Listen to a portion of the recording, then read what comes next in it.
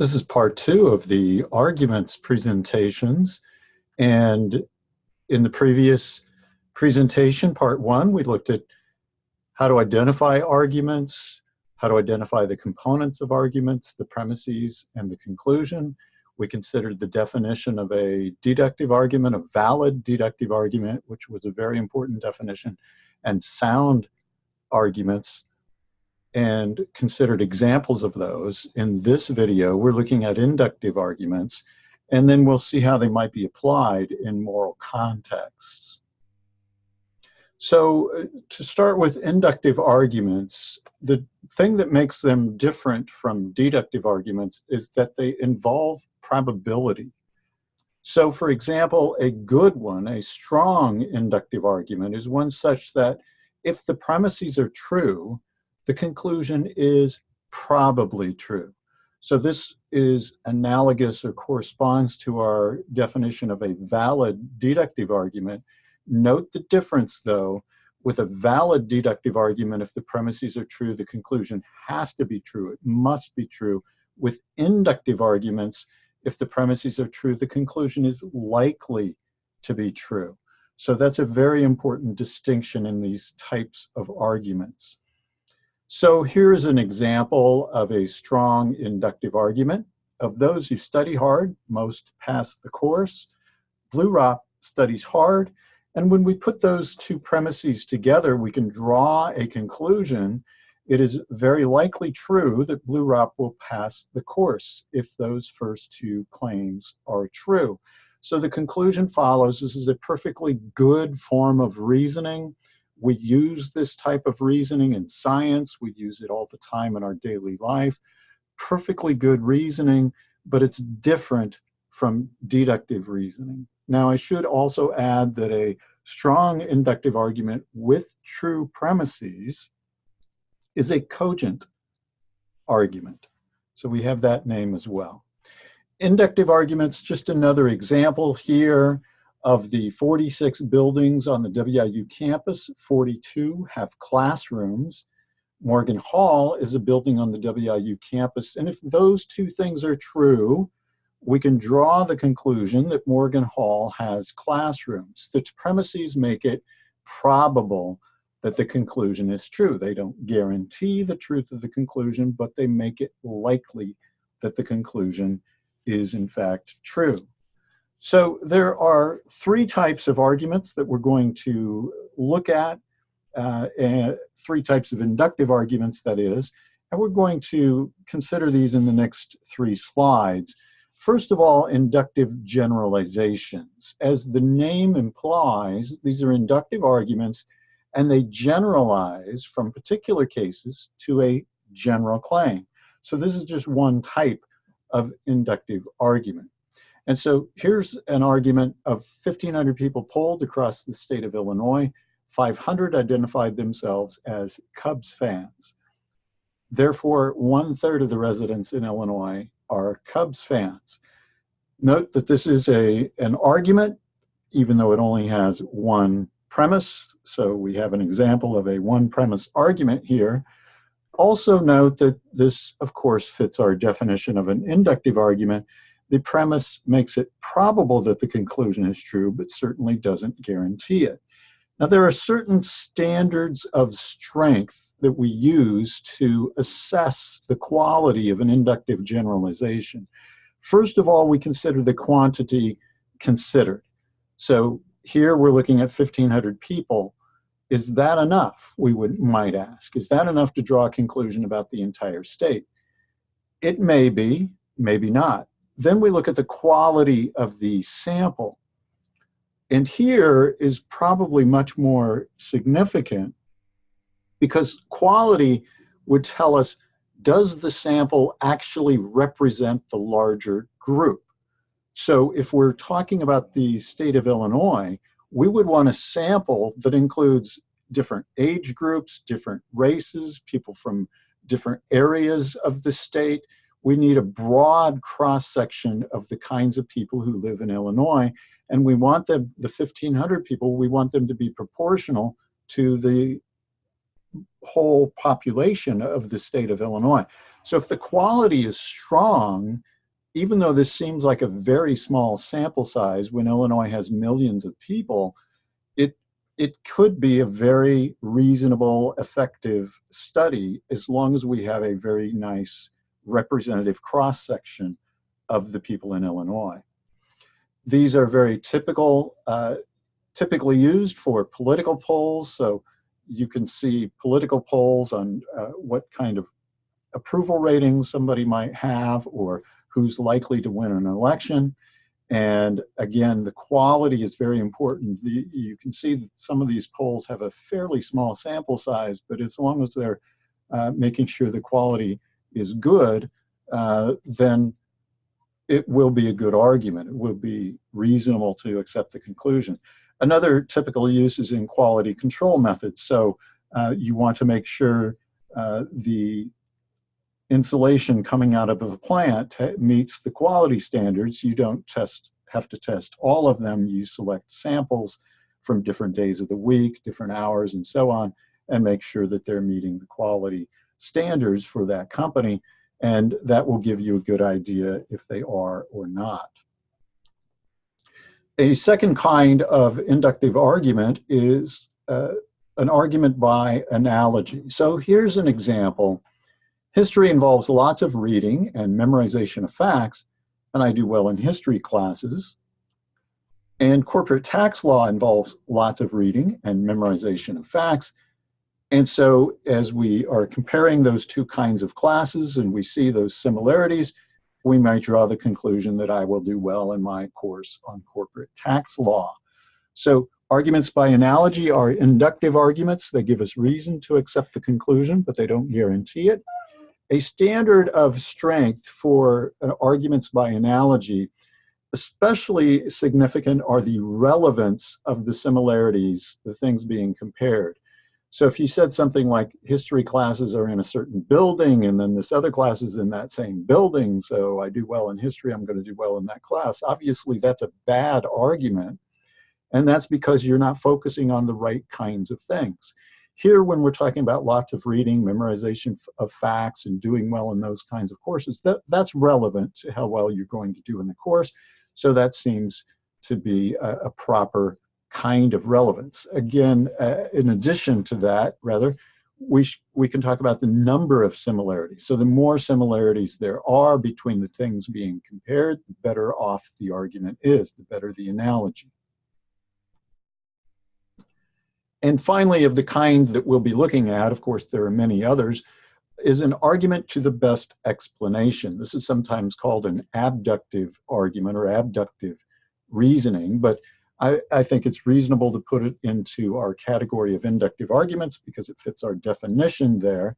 So here is just a simple argument. I hear strange noises at night in my apartment. That's one thing that we know.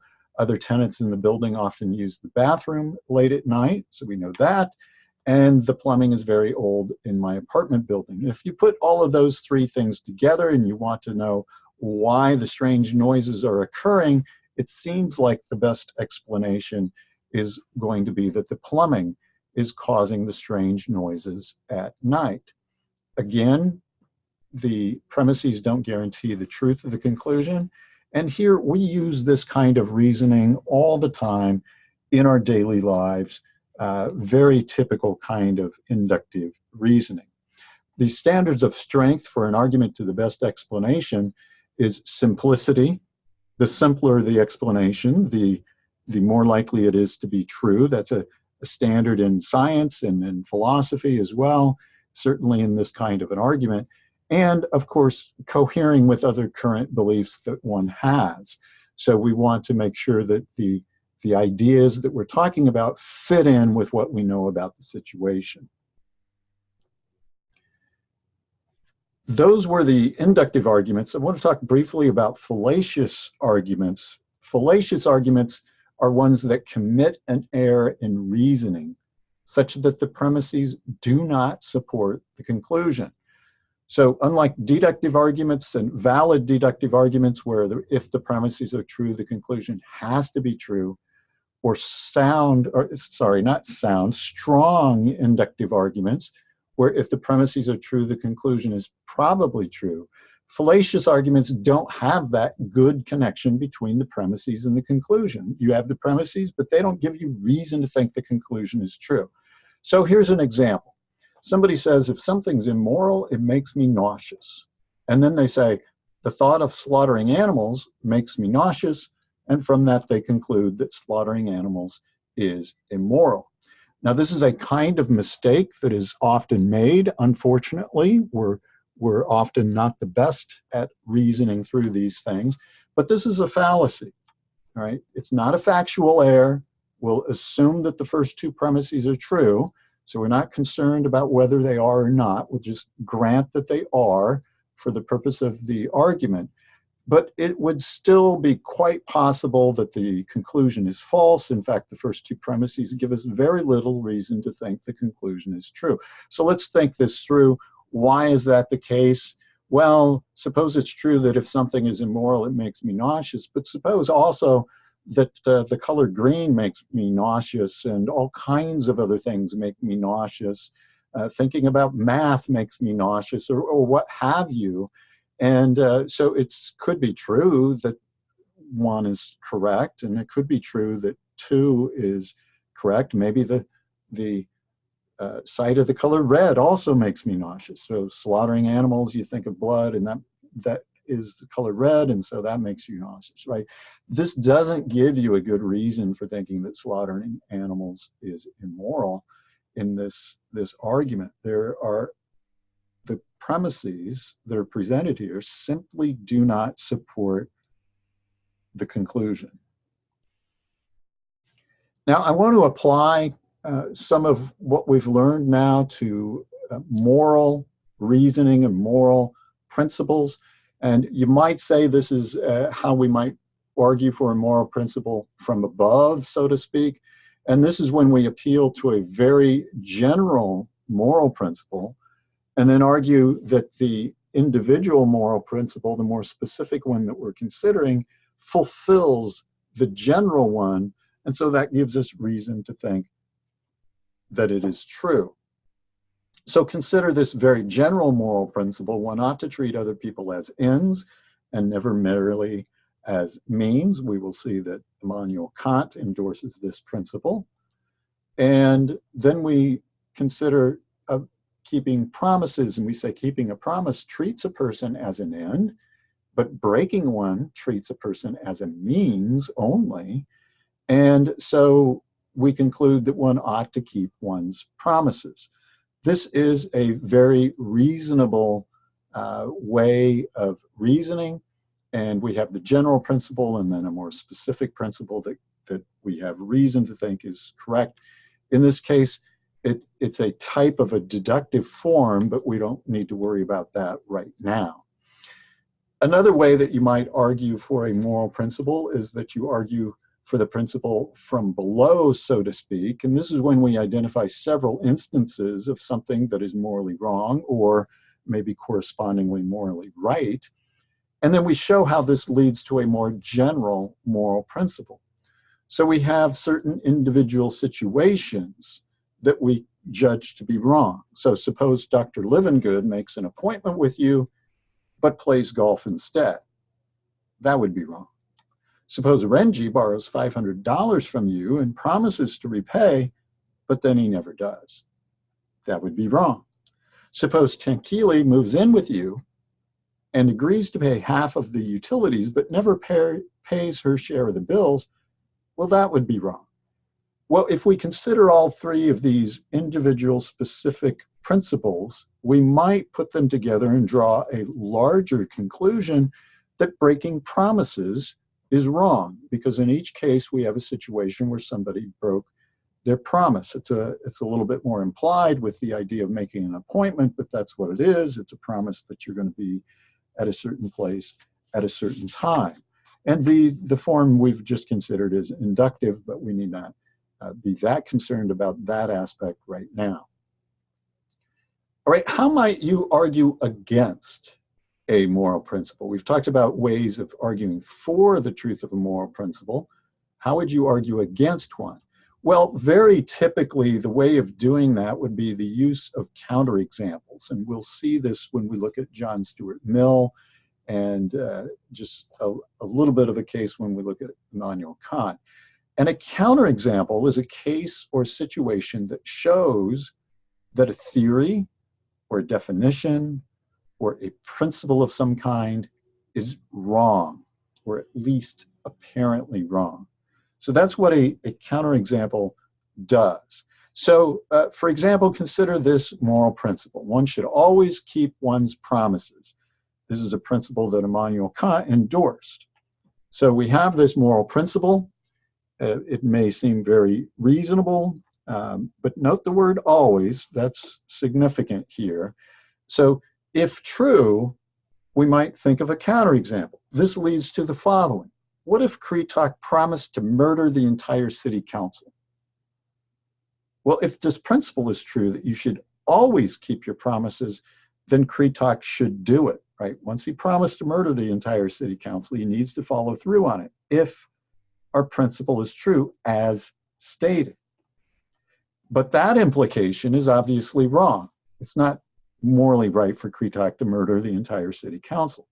So there's something wrong with the principle itself, the general principle that one should always keep one's promises. So this leads us to another typical idea that we might have, that we need to often qualify moral principles. Not always, but often. So most moral principles have exceptions. So they are true, we might say, all things being equal, or technically ceteris paribus. They are true, given the normal situations that we encounter, they are going to work. But we have these prima facie principles, these duties that seem to be universal on their face, but they might be defeasible by other universal principles in particular situations. And that was what was going on with Kritok's promise. So the obligation to keep one's promises is defeasible, especially when keeping one's promise will result in the loss of innocent life, as we described in our counterexample. So we might want to qualify that moral principle about keeping one's promises. And the problem with the previous principle about keeping one's promises is that it was stated as an absolute, right? One should always keep one's promises. So once we consider this counterexample, we think, well, maybe that principle should be stated in a slightly different way. It shouldn't be stated as an absolute, but rather as a defeasible universal principle. So one might say, all things being equal, in almost every situation, one should keep one's promises. There may be these rare exceptions. So it's not true that one should always keep one's promises, but it's a general principle that's normally the right thing to do. So some principles may not have any counterexample when they're universal. Many of them do. And part of what we do when we're doing philosophy is thinking carefully about why we might think something is true or why we might think something is not true. And that's what we did when we considered the counterexample. So often moral principles are qualified because of that.